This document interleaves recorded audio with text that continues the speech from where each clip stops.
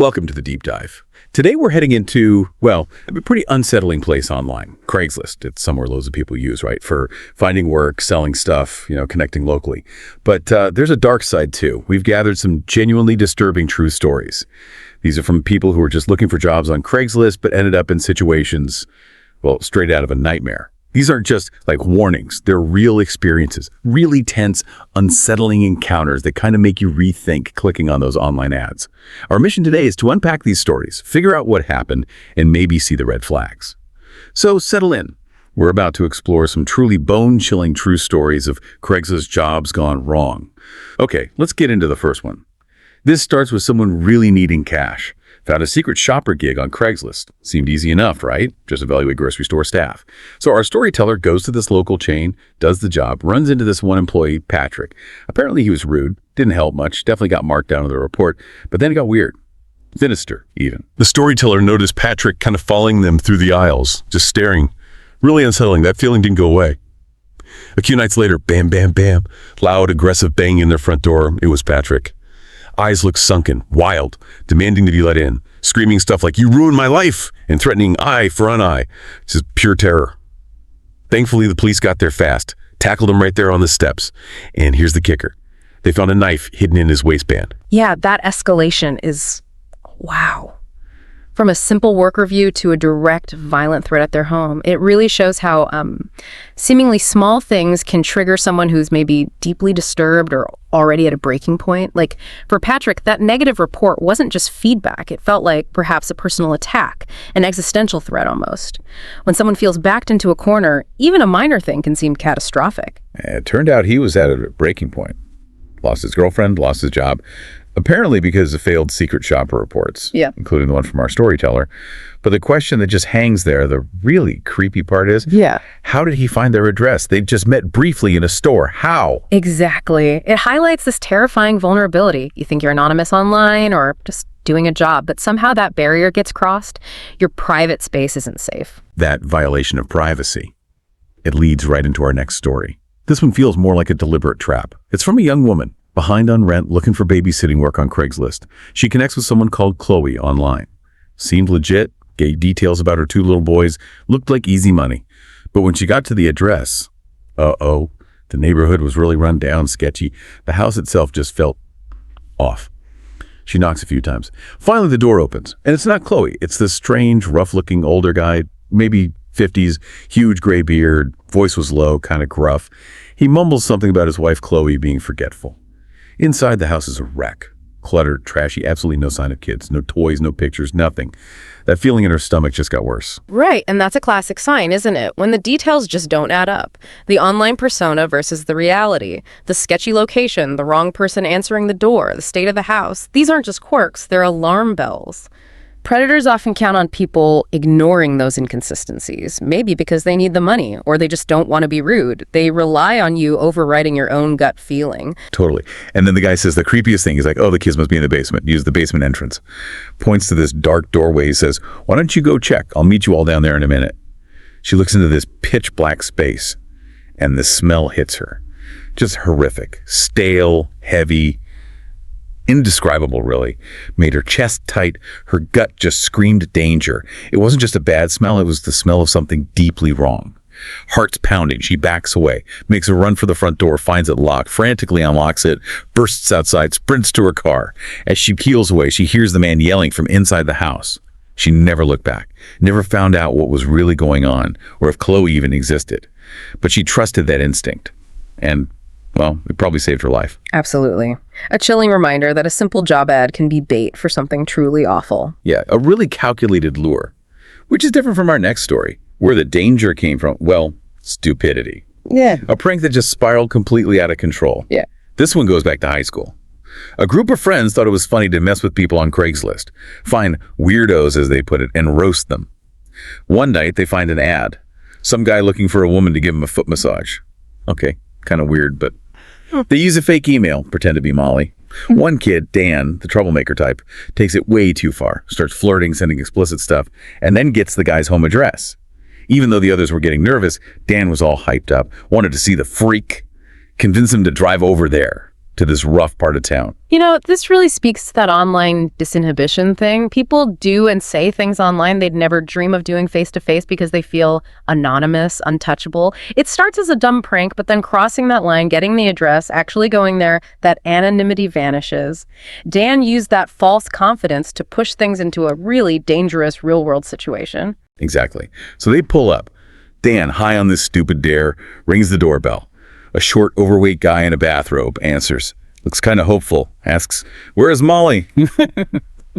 Instead of just leaving, Dan makes some gross joke, calls the guy a freak. They start walking away laughing. Then they hear it. A click. The guy's grabbed a rifle from just inside the door, points it right at them, and starts chasing them down the street. Pure rage on his face. They scramble into the car, slam the doors, floors it. Look back, the guy's still in the road, aiming the rifle. They just drove, shaking, till they were miles away.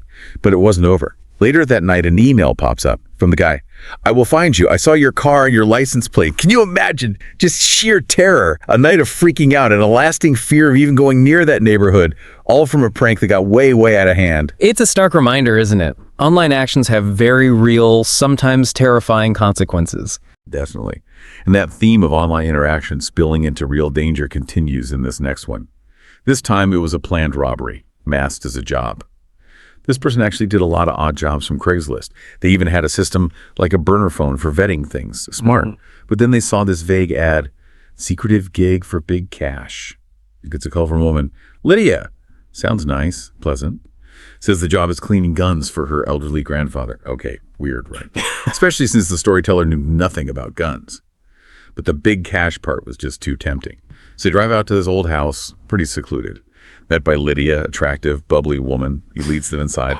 And just casually, they leave their purse, phone, keys, everything on the kitchen counter. Didn't think anything of it. And that's a key tactic predators use, building that rapport. The friendly phone call, the seemingly innocent, if slightly odd job description, the good pay, it all creates this false sense of security. It lowers your guard. So leaving the purse, which feels normal in that moment, actually becomes part of the trap. They're isolating you, disarming you, psychologically first. It's classic social engineering before the physical attack. And boom, the trap sprung. Lydia shows them into this room, lots of old war stuff. Suddenly she slams the door shut, locks it, and standing beside her, this tall, rough-looking guy. Before they can even process it, Lydia charges, kicks him hard, sends him sprawling onto the floor, leans down and whispers this threat, like, "If you even try to get up, my boyfriend will put you down for good." Just brutal. They realize this isn't a job, it's an ambush. After the attackers finally left, the storyteller, shaken but okay, finds their purse gone, car gone too. The police found the car later, nearby, tires slashed, totally trashed. Turns out Lydia wasn't helping her grandpa. She'd lured the victim to her actual grandfather's empty house. The whole gun cleaning thing was just a cover to rob the place and steal a car. She got arrested, but never gave up the boyfriend. A chilling, calculated betrayal. Lucky to be alive, really. The level of planning is disturbing. Using her own family's vacant property adds another layer of coldness to it. It really does. And that kind of meticulous planning, but maybe even more sinister, is central to our next story. This involves a handyman. He takes a Craigslist job from a guy named Steve. Job is building a small man cave in Steve's basement. Describe Steve as middle-aged, kind of unsettling-looking, bulging eyes. The house itself felt weird, too. Strangely empty, messy, even though it was in a decent area. Steve gave him detailed blueprints, supplied all the materials, but his behavior was off. He'd only talk to the handyman when he was totally alone. If the handyman brought his brother along to help sometimes, Steve would just avoid the basement completely. That isolation thing again should have been a huge red flag. Yeah, the premeditation here is deeply unsettling. Building a man cave, a space meant for relaxation, but actually constructing a prison cell. Steve's avoidance of witnesses, waiting until the handyman was alone. It points to a very deliberate plan. It's horrifying how a seemingly normal request, building something, can hide such a monstrous intent. The very act of construction becomes part of the trap itself. It's terrifying to think about. So one afternoon, the handyman's almost done, just finishing up the door to this new room. Steve suddenly appears downstairs. Clearly thought the handyman was alone. Without a word, Steve kicks him hard in the knee, shows him into the brand new room, slams the door and locks it. Padlock clicks shut. Then Steve starts yelling through the door, voice all twisted and gleeful. "You're mine now! You're staying here! You're never leaving!"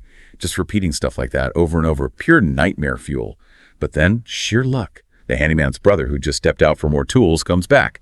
Hears the shouting, the muffled cries from the basement. He rushes down, sees Steve at the door yelling, confronts him, ends up hitting Steve with a wrench to stop him.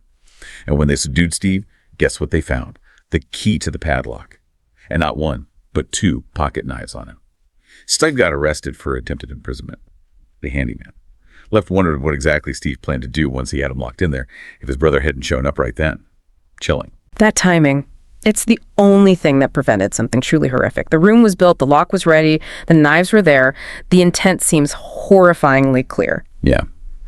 Okay, shifting gears slightly, our next story is about getting caught in someone else's mess, becoming a pawn in a really toxic situation. This guy, young, single, takes a landscaping job from Craigslist, starts texting with the client, Tracy. Pretty soon the texts get flirty. Emojis, comments about his muscles. She even hints they could hook up after the job. It escalates all week. Tracy shares personal stuff, sends duck-face selfies, explicitly says she's divorced, single, 37, makes plans for him to shower at her place after the work. He's flattered, thinks maybe it's a date opportunity too, believes her story. This sounds like a setup for triangulation. It's a manipulation tactic you see in really unhealthy relationships. Tracy might have been using the landscaper, without him knowing, to provoke her husband or maybe create drama for her own reasons. The landscaper is basically drawn into this volatile situation completely unaware. The danger isn't necessarily from Tracy directly to him, but from the explosion he might trigger between Tracy and her partner. He's just a piece on their board. And it absolutely exploded. Day of the job, Tracy goes quiet on text. He finishes up the work. She pulls into the driveway. Okay, cool. Then minutes later, this huge guy in a white truck pulls up, storms into the house, clearly furious. That's the husband. The landscaper goes inside to get paid. Tracy comes out of a room and just screams hysterically, "That's him, babe. That's the creep from Craigslist who won't stop texting me." The husband instantly loses it, starts cursing, coming at the landscaper. The poor guy's trying to explain. No, she said she was single. I have the texts. Oh. But it's too late for a reason. The husband turns on Tracy, yelling at her, and then she pulls out a meat tenderizer, the spiked mallet thing, and hits the husband in the head with it. Chaos. Both of them are on the ground. The landscaper sees his chance and bolts. Runs out, calls 911. Later finds out Tracy got arrested. Just a simple landscaping gig turned into escaping a violent domestic dispute he was unknowingly used to ignite. Unbelievable. Just drawn into the middle of sheer chaos. It shows how vulnerable you can be, not just to direct predators, but to getting tangled in other people's dangerous dynamics. Exactly. Okay, our final story tonight. It's a real mystery. Unresolved, unsettling, and it really shows how little we might know about people we interact with online, even regularly. This person finds a simple gig on Craigslist. Just be a gopher for an old man.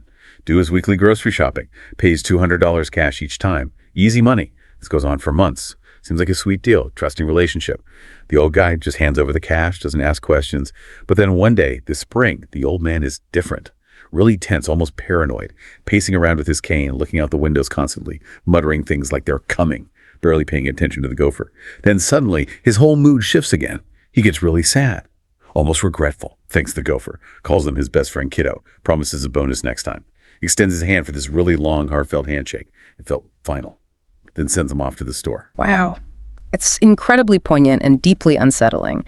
It speaks volumes about the hidden lives people lead, doesn't it? Especially people met through these anonymous or semi-anonymous platforms. We build these quick impressions, but underneath, there can be whole history, secrets, regrets, his paranoia, the sudden sadness, that final feeling handshake. It suggests a past catching up to him in a big way. The surface cracked, just for a moment. And when the gopher gets back from the store, the road to the old man's house is blocked. Police cars everywhere, at least 10 of them, lights flashing, cops all over the place. And through all the commotion, the storyteller sees him, the old man, being led out of his house in handcuffs, put into the back of a squad car. They never found out what he did. The police wouldn't say. Turned out the name he gave was fake. Nothing ever appeared in the news, just gone. The image of the old man, his strange behavior that last day, and him in handcuffs. It's just this haunting, unanswered question. What was his story? A complete mystery, and a powerful reminder of the unknown depths behind seemingly simple online interactions. So, looking back at all these stories, what really strikes you is how Craigslist, this tool for convenience, can also be a gateway to some really terrifying encounters. Behind every ad, there's a person, and you just don't know who that person is or what they're capable of. Right. And it's not just about simple caution anymore, is it? These stories show sophisticated manipulation, social engineering, and just sheer unpredictable human darkness sometimes. The lines blur so fast between online interaction and real physical danger. It makes you think, how do we get better at seeing past the surface? Beyond just a gut feeling, how do we recognize these patterns of deception when predators are using the very tools meant to connect us, to isolate and harm instead? That's the crucial question, I think. It really is. Well, those are just some of the chilling true stories of Craigslist jobs gone wrong that we wanted to share with you today. And if these deep dives into unexpected terror have given you chills, please do like, share, and subscribe to our channel, Horror Docx. We bring you more bone-chilling true stories regularly. We'll be back soon with another deep dive into the shadows. Until then, stay safe out there. And be careful clicking.